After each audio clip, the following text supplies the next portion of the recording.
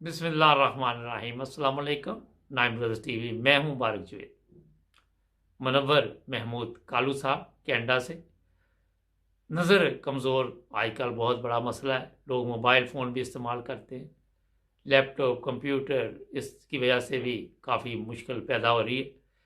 इनके पास एक देसी नुस्खा है, तो इसी पे आज प्रोग्राम होगा। चलते हैं कालू साहब के पास। जी अस्सलाम वालेकुम कालू साहब। वालेकुम सलाम रहमतुल्लाह वबरकातुहू जी। जी कालू साहब, क्या आज जनाब नज़र कमज़ोर हो जाए तो क्या करना चाहिए? हाँ, वो मैं बताता हूँ जी। कि 1995 में ना मेरी नजर जब रवा में चेक की कराई मैंने हॉस्पिटल में, तो डॉक्टर ने बताया कि 4/6 है अच्छा।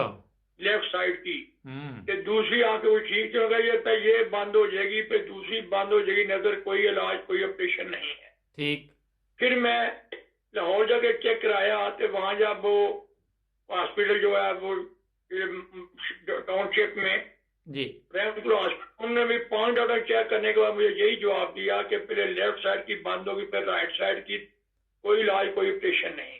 ठीक।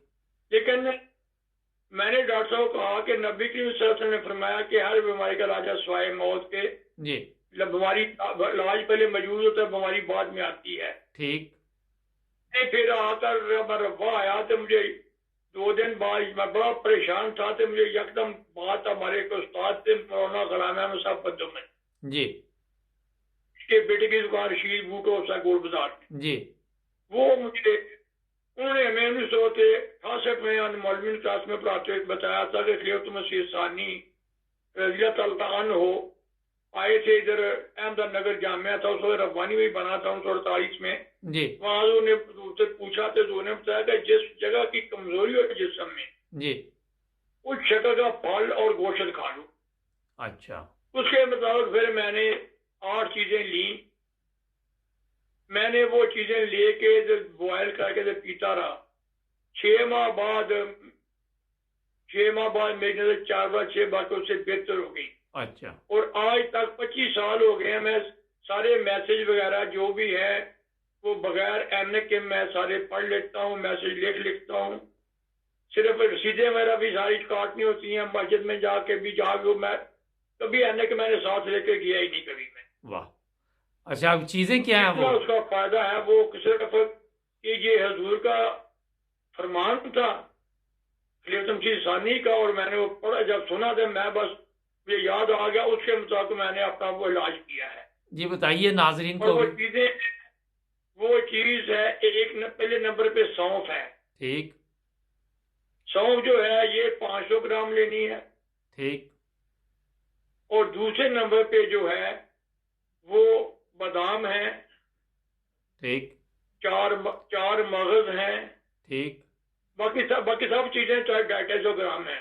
नाम सिर्फ बता सौंफ ही दिए। 500 ग्राम बस। बादाम है और 4 मगज है और पिस्ता है। अगर वो गरीब आदमी पिस्ता ना ले सके कोई बात नहीं, क्योंकि पाकिस्तान गरीब मुल्कों में पिस्ता बहुत महंगा होता है। ठीक। पिस्ता है और फिर इसमें सूरजमुखी के बीज हैं, फिर धनिए के बीज हैं, फिर खसखस है, फिर वो खोपरा गरी जो है वो है, नारियल गरी जो होती है, ठीक। और इसमें अखरोट है। ये ठीक। 8 चीजें हैं। 8 चीज़ें हैं। हाँ जी, इनको ग्राइंड करके, खोपरा के जो ग्राइंड नहीं होगी उसको मूली कंडा कर लेते हैं। ठीक। बाकी चीजों बाकी चीज और जो कूट के ग्राइंड करके छान के रख लें। ठीक। फिर ऐसे करना है कि जो बड़ा आदमी है 18 साल से बड़ा है वो 1.5 चम्मच डाल ले इसका, और उसको अच्छी तरह बॉयल करे। उसमें पानी डाल दे, 1 कप पानी डाल, जो कप पानी खुश्क होने लगे तो दूध डाल के पी दे।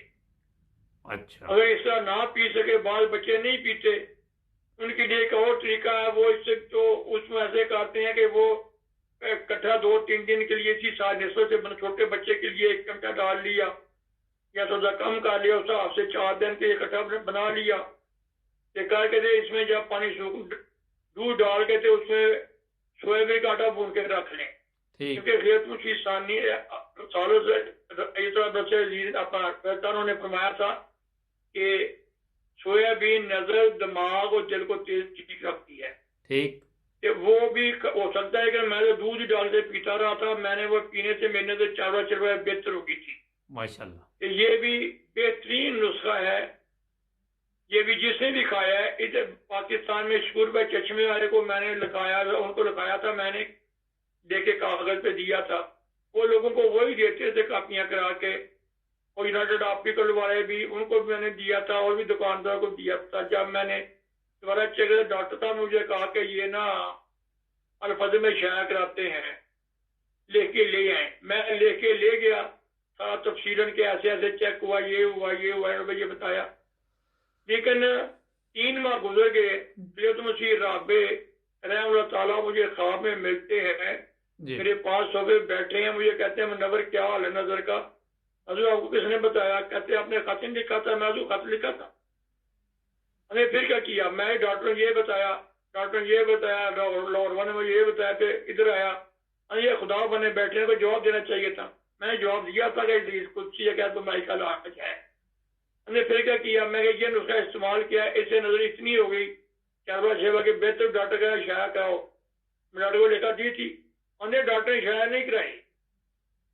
جو آپ نے نظر لیے استعمال کیا، یہ حافظہ بہت تیز کرتا ہے، بچوں کو بتایا کریں. میں نے پھر صبح ڈاکٹر کو کہو کہ حضور نے حکم دیا کہ وہ الفاظ میں شائع کرائے. صبح پھر میں ڈاکٹر صاحب کے پاس گیا. میں نے جا کہا کہ ڈاکٹر صاحب یہ بات ہے کہ حضور نے آج خواب میں مجھے بتایا کہ نسخہ شائع نہیں کرایا. او میں تو بھول گیا تھا، وہ تو گم ہو گیا. پھر دوبارہ لے کر دیا، لیکن وہ شائع نہیں ہوا الفاظ میں. پھر بھی بس نہیں پتہ ہے کہ کیا وجہ کیوں نہیں کرایا، اللہ پتہ جانتا ہے. یہ ہے نظر کا نسخہ جو ہے.